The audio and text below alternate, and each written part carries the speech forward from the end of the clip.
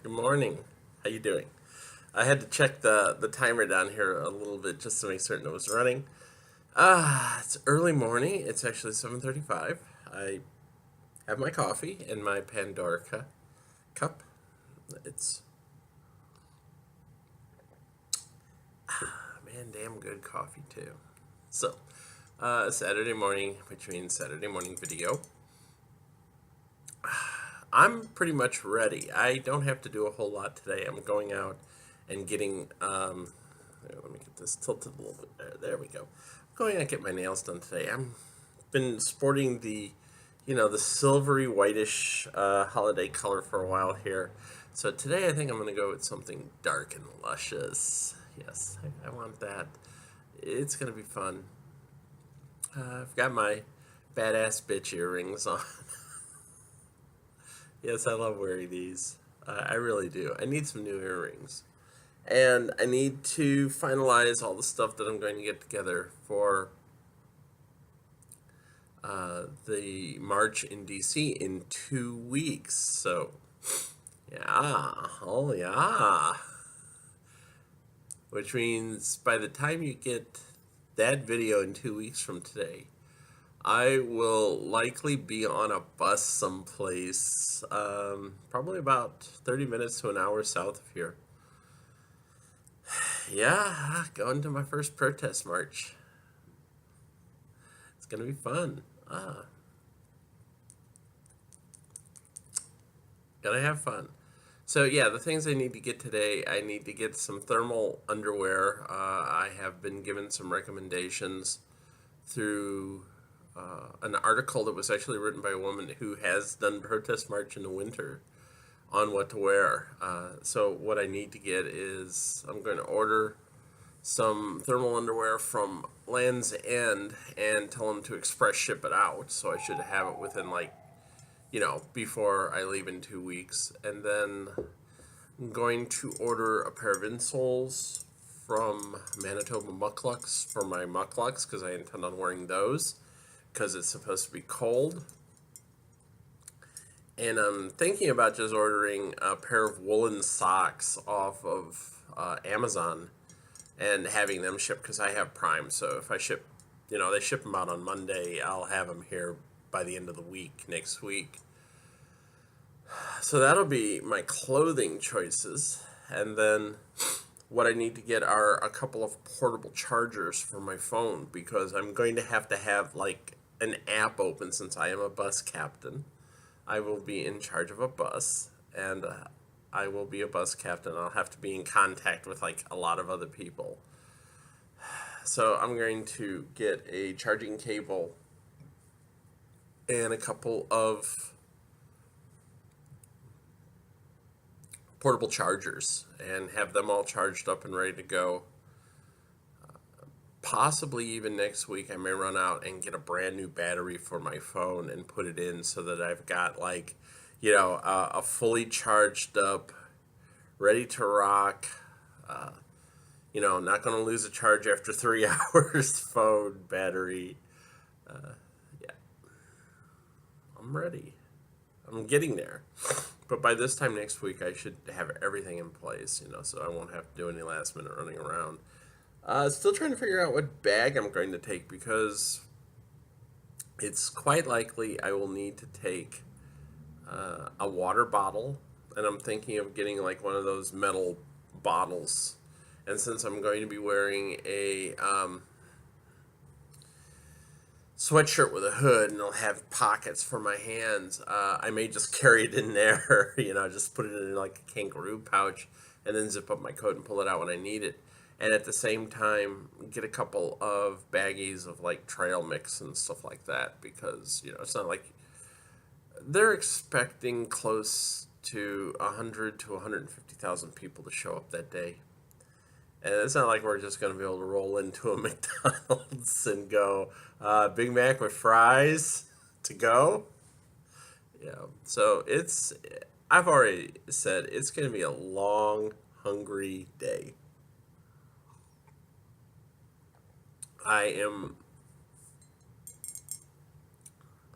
probably going to be up early, like 5 in the morning. I have something to eat.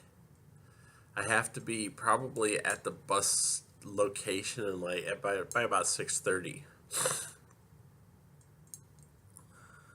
Have something to eat, be ready to go. By the time I get home, it'll be about 10 o'clock at night, and I will likely just be racked out of my mind with exhaustion. Yeah, it'll be fun. Yes, we will be out protesting Cheeto Jesus and all of the Nazis and um, you know, basically strange ass white capitalists that are going to be running the country for as short a term as possible, I hope. But in 4 years' time, these guys could do a lot of damage, and you have to show the people in power that you can be a force to be reckoned with. Don't be afraid of that. Don't be afraid. I mean, if there's anyone who should be shaking in their pants, it's me. And trust me, after the election, I was dealing with not a lot, but I had a few people who were justifiably freaking out and even suicidal. Several of my friends in the trans community were literally losing it bad, and were saying, I feel like just killing myself right now. I don't know what to do. As like I told one person,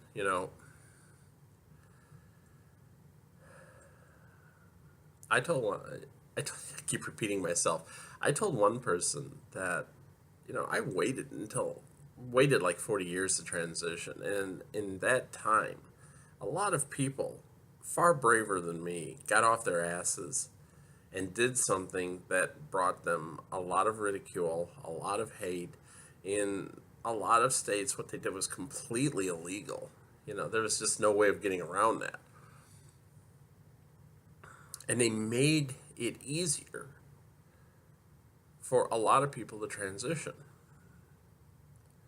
So now's not the time to back away from that and go, oh, well, shit, everything's gotten tough again, and they're going to make it hard for us. Yes, we've seen that. There are 6 states now that are trying to pass what they are now calling privacy acts. Privacy acts for women's bathroom. You women out there, you know this. When have you ever walked into a bathroom where it's completely open and you can see everyone urinating? Everyone is in a state of privacy when they're in the bathroom. This is just going to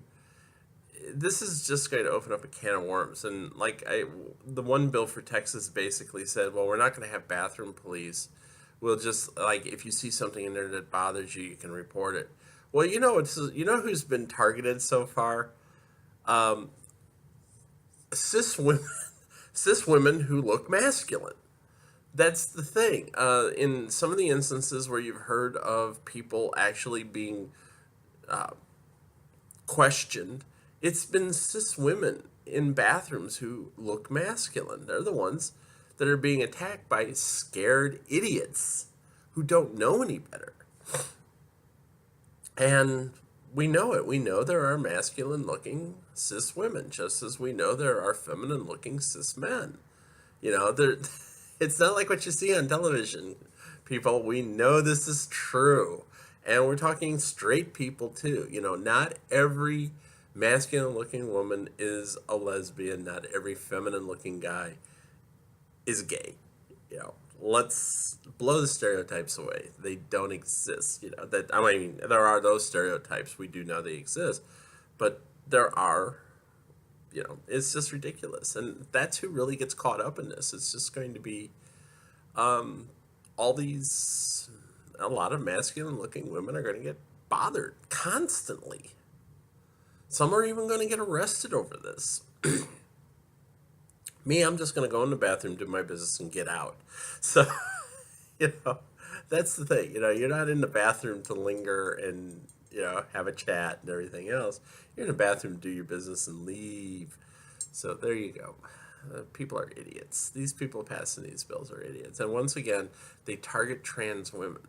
while conveniently forgetting about the trans guys because for the most part they feel, and it is kind of true, that trans guys do fit in. They really do. That's the thing. A lot of trans guys fit in real well. You know, they pass. There's just not a whole hell of a lot of work you got to do there. Whereas with girls like me, you know, I'm lucky. I pass pretty well. I don't even think about it anymore. You know, nowadays I just go into situations and I never think anymore about am I passing, do I look presentable and stuff like that. Even like today, lately I've been going out without even makeup on. Went into work yesterday, no makeup.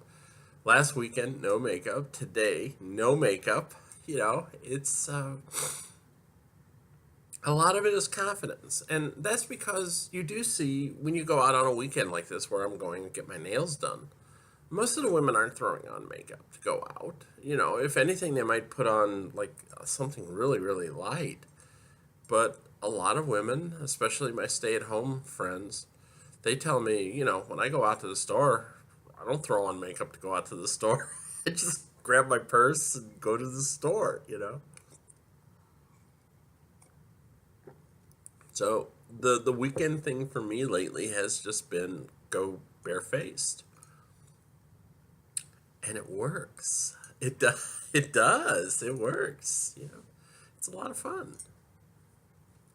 So that's that confidence, and part of that confidence is due to the fact that today, January 7 or 7 January, however you read your calendar, is 30 months HRT for me. I've been on hormone replacement therapy for 2.5 years. And I looked at the memory because I've always taken a photo on this day, so I will probably do another one later today of how I look and compare it to some of the other photos. But my one for last year, where it said 18 months HRT, I'm actually wearing the same top. You know, look down. Yeah, there you go. I'm actually wearing the same sweater that I was a year ago, and I didn't realize that until after I threw this on because you know I brought up Facebook, and Facebook says, "Oh, take a look at your memories. Do you want to see your memories?" I was like, "Yeah, I'll take a look for my memories," but it was after I got dressed, and then I pull it up, and it says 18 months HRT, and I'm wearing the same sweater that I wore a year ago. So I'm like, okay. Well, the earrings are different, the hair is different, sweater's the same. But yeah, it's fun. So 2.5 years I've been doing this, and that means in another month I will come up on 2 years that I've been out fully transitioned. You know, and as far as anyone would be concerned, if I were to want to get surgery now, or as we like to say, the operation. Um, you know, I could say, look, I've been out completely for 2 years, no problems here. So any doctor, anyone, sign off for it. So if anyone wants to give me $20,000 to get that done, just let me know. I will happily take your money and send you photos of the surgery. I am the kind of person, you know, come on, you guys know me well enough by now that if I ever get a GRS, gender reassignment surgery, that's what it is. If I ever get GRS, you know I will be blogging about it right up until the moment they put the gas mask on me. Well, I'm getting ready to go into surgery. I feel kind of woozy because these drugs are really cool. I better post this now while I can still hit the publish button. Click. Yeah, you know I'll be posting about it right up, you know, right up until like I'm ready to have it done. So I probably would. I've actually thought about that, and it would be like I would take my computer with me, and I would probably do a post like the night before I'm ready to go in, and then as soon as I'm able to, the next day after the surgery, I'd probably come out, do a video where I'm all woozy and in pain, and like, hey guys, how's your day been? Oh, mine's been pretty good. I had a new vagina put in. So expect that if it ever happens, because you know it's going to. And people can talk about it and just be like, oh, God, she's out of her mind. Ah, I'm all over the place today. But one other thing I noticed, I went back and actually looked at some of the videos I did on 1011. Because I have 2 years worth of videos going back where I talked about being trans. And I published them on 1011. I didn't do it this year because I was so busy with the election that I really didn't have time to sit down and do a whole sheath of video. So maybe I'll do that for when my anniversary for 2 February comes up, my 2-year anniversary. Maybe I'll do a series of videos for that and talk about it again. But I went back and watched like the first set of videos I did in 2015, and then I watched the ones I did last year. And I have noticed the changes in my face. It's funny. You can go back and if you take a look at those, especially if you go back to the ones in 2015, if you go back and look at those, you can definitely see there are changes in my face. And there are differences in my voice. I've noticed that as well. My voice has started changing, probably because I'm learning how better to speak. Now, still, there are times when I'll just talk like this, you know. But really, I've started to reach up into a higher register, and there are some minute changes, but you can hear them, especially when you listen to some of the videos I did in 2000. No, it was actually 2014 was the first set of videos I did. Then 2015, I did another set. I didn't do any for 2016, but I did plenty of other videos. But when you start listening to videos I did in 2016, you can definitely hear minor change. You know, you can hear changes in my voice, and like that. That's phlegm getting caught in my throat. You can hear changes in my voice, and you can see. You know, you can actually see the changes in my face. There have been physical changes. So I have noticed my cheeks have actually started hollowing out a little bit more. You know, right in here has actually been pulling in a little bit. My face has become more, I guess you could say it's elongated. The fat that was in my cheeks that kind of made them puff out has moved around. It has not moved to my boobs, but you know, that happens to be, unfortunately, that happens to be the argument that I hear from a lot of my women friends. Well, yeah, my fat moved around, but none of it went to my boobs. Why couldn't it go to my boobs? So, yeah, there's definite changes. So, and I would imagine a year from now, I'll look at some of these photos and some of these videos, and I'll go, yeah, I've changed even more. So, it's a work in progress, it's like I said. And to keep in mind, when I did those first videos in 2000,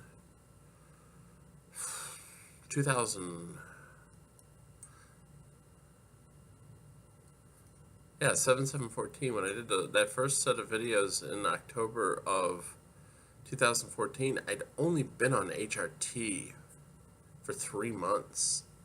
You know, I'd only been doing it for 3 months, yeah. So there, now I'm an old pro. I've been doing this for 2.5 years. Jeez, old pro, yeah. I've been a woman for 2.5 years. I've been a woman all my life. I just have been actualizing the experience now for 2.5 years. That's really how I'm checking my phone here. Don't worry. It's almost fully charged up. But yes, I like to look at it that way. I've been a woman all my life. It's only been in the last 2.5 years I've been able to actualize the experience. So, and I try not to allow myself to get this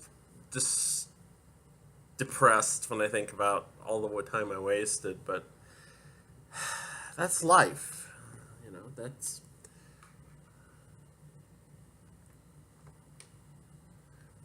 life. That's how it goes. That's how you experience it. So, what about writing? Since I've been talking about myself, last couple of nights I didn't write as much. I wrote like 300, like 350 words a couple of nights ago. Last night I was up over 850, 900. I was really tired.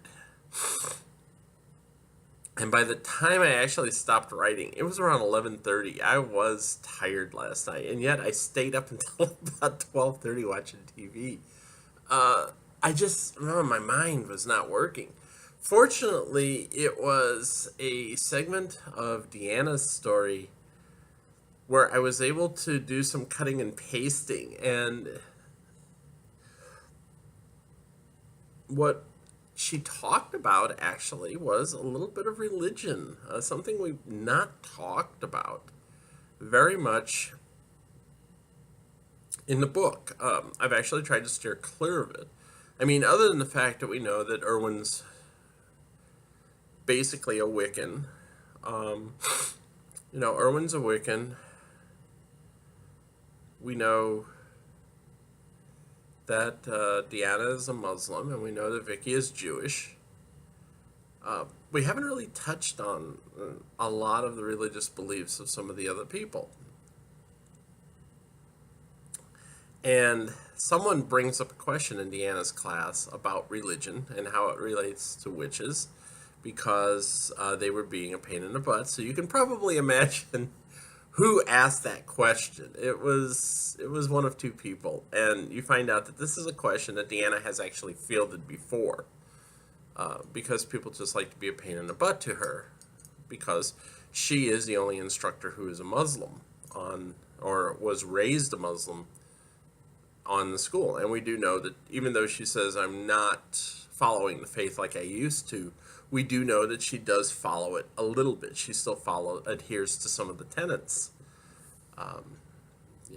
You see it in the way she dresses. So I had to go through, and I actually was looking up some of the information, some quotes about witches and religion from the Talmud, the Bible, and the Quran, to see how they fit in and what she had to say about it. And man, it's really funny that there's only actually a few statements where they come out and say really bad things about witches.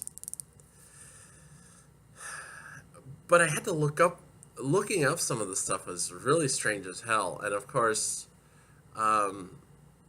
you begin to see similarities actually between all three books, which I've pointed out, I think, at other points, that there's in some instances a whole hell of not a lot of differences, which, as I had one theologian tell me once, he said that he believes all three books are basically just a prehistory book.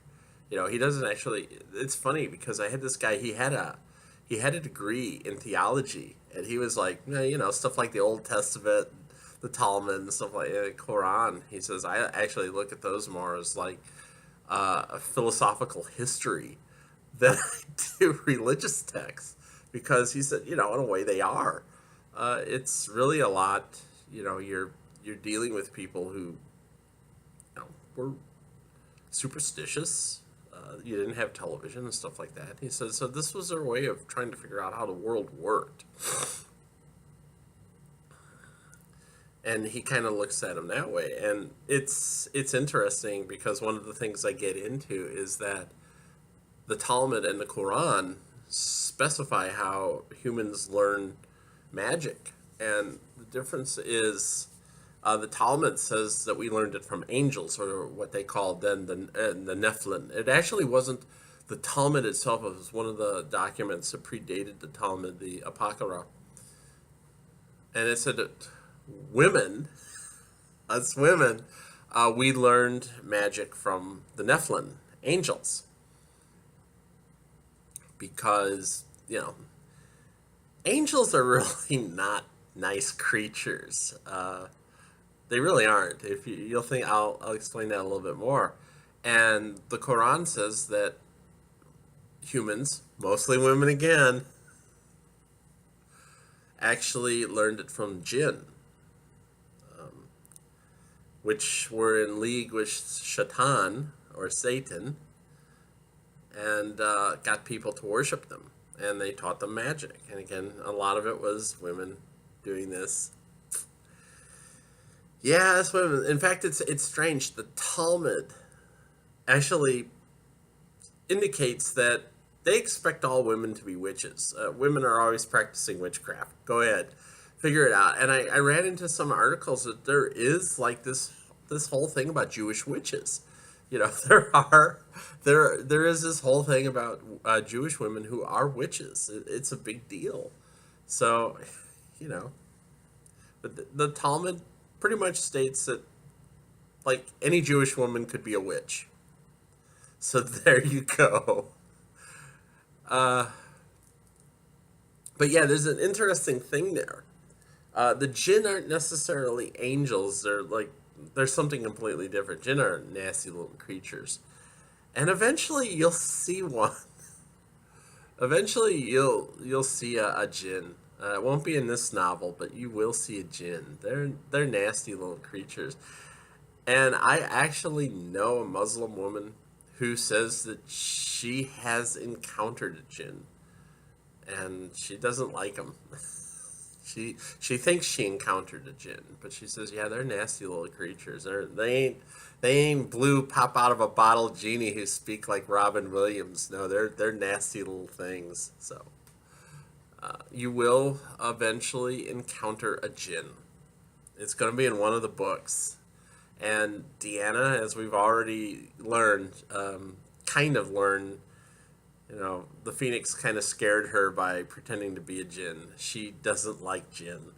No, and she's actually encountered one. That story will come up eventually. I think it's going to come up in this book. I'm trying to remember, but yeah, at some point she talks about the time she encountered a jinn in Iran. When she was doing her real life experience, she encountered a jinn. So she didn't like them. She doesn't like them. They actually, she has a bit of a phobia about jinn, and as we discovered, she did her ENA. The Phoenix took her to what is actually known in Qatar as the Cave of Jinn, and you know she wasn't digging it. Scared the shit out of her. The Phoenix just loves to do that. It just loves to tune you up, boy.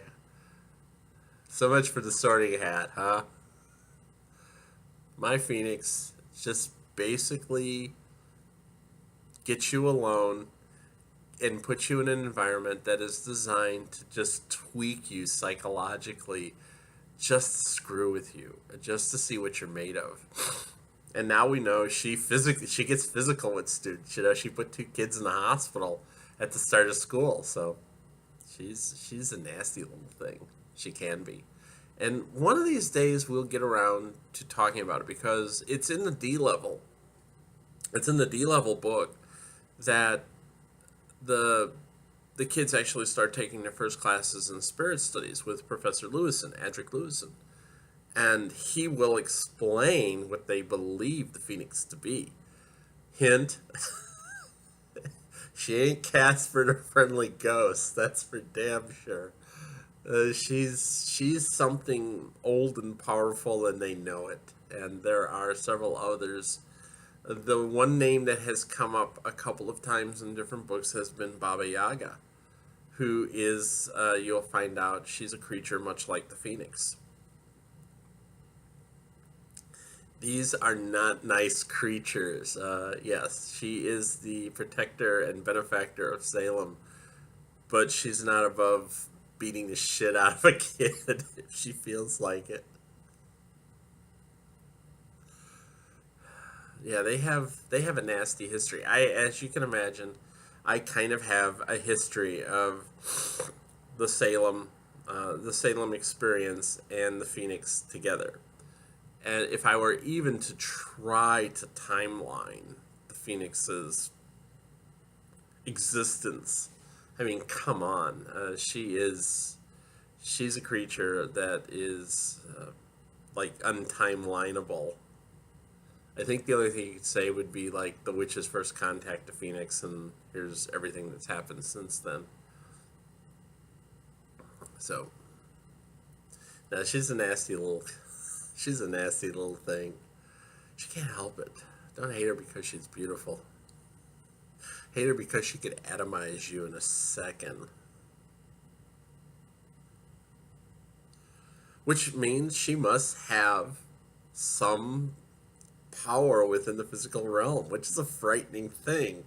And we actually, I mean, last novel, the B-level novel, you kind of saw that she may have some ability to affect the physical plane. Wow. Yeah, you don't want to mess with this thing. Yeah, she's bad. She's bad. I love her though. I love bad girls, especially when they've lived forever and can just tune you up like nobody's business. So I'm hoping I think I could actually finish Deanna's chapter today, or Deanna's scene, and get into Helena's scene, and probably by this time next week, I'll actually be out of chapter 9. There you go. And moving into, well, wait a minute. What chapter am I in now? I forget. I really do. What the chapter I'm in now, I'll probably be in the next chapter by this time next week. So it's just moving along real fast. That's one of the nice things about having Dragon software, is that it just, when I sit down and write, within like an hour and a half, 2 hours, I can have 1,000 words behind me, and that's kind of nice to move around that quickly. Because for the longest time, when I was typing things out and I was tired and I just couldn't get my fingers to move and I couldn't get my head to move right, and I was doing 300, 400, 500 words here and there, and it was really dragging the novel. Now if I do 300 words, it's usually because I'm tired. I'm just not into the mood of writing. And it does seem like next week, actually 2 weeks, week and a half actually, I'm going to be contacted by the people from Dragon Software. They were trying to sell me the upgraded version. They were trying to sell it to me for $150, and I was at that time saying, I don't think I can do this. I just, I've got bills to pay because my taxes are due next week. I just don't think I can swing this right now. And she said, well, when would a good time be? And I said, well, contact me in 2 weeks. I said I could probably buy it then. And then she came back and said, I can probably knock the price down to $99 by then. And I'm like, yeah. Because one of the things I found out is the version I have now, which was their newest version when I bought it, is not optimized for Windows 10. It'll work on Windows 10, but it's not optimized for it. And I have noticed that every so often I'll have an issue, especially with the Chrome browser, where everything will just go black. And it really screws up my WebGL app. And then I'll have to go in and re-enable WebGL and then restart the browser. And the woman told me, oh, that's because the version you have really isn't optimized for Windows 10. But the version we're selling you is, we're upgrading you to, is optimized for version 10. So you shouldn't have those problems. I'm sitting there thinking, yeah, if I could get it for $99 and it's optimized for Windows 10, I probably will go with it. And she was telling me there's a whole bunch of different changes they've made to it as well. So I will likely in a couple of weeks have the new Dragon on my desktop, and I will give reports on how well it works. So far, I'm really happy with Dragon. The one thing I wish it could do is write directly into Shrivenger, which if you have Dragon for OS, for Apple, it does. It hasn't been optimized to be able to do that for Shrivenger for Windows. but you do get what they call an editing window, where there's this pop-up window where you put all your stuff in and you edit it, and then you paste it right back into Shrivenger, which is what I do. And it gives you a chance to re-edit everything, because generally speaking, by the time I start writing at like 8 o'clock at night, 9 o'clock at night, I've got a bit of a mush mouth, and I've got to go back and change things on the written page. It's just like, it's just real goofy. It's really funny when you think you've pronounced the word correctly and Dragon is trying to spell something completely different. You're like, no, you silly software, that's not what I said. Why are you doing this to me? So, yeah, a couple of weeks, new Dragon, see how that works. It would be nice, because I've had some interesting lockups with Dragon, and it kind of drives me crazy at times, but I still love it. I would recommend anyone who is serious about writing to actually get Dragon software, especially if you have a newer computer, because you've got all the stuff there. It works with the computer. And the newest version, like they said, is going to be optimized for Windows 10. So if you have the new, like a new laptop like I have, which has Windows 10 on it, that's a great thing. So we'll see. I'll keep you informed, because I love my software. But here I am getting ready to go out. I guess my day could be summed up in the fact that I'm wearing yoga pants with a thong. It's cold outside today. It's like 20 degrees outside right now. So, yeah, since I have to have a pedicure, I just decided I'm not going to throw on jeans or anything like that.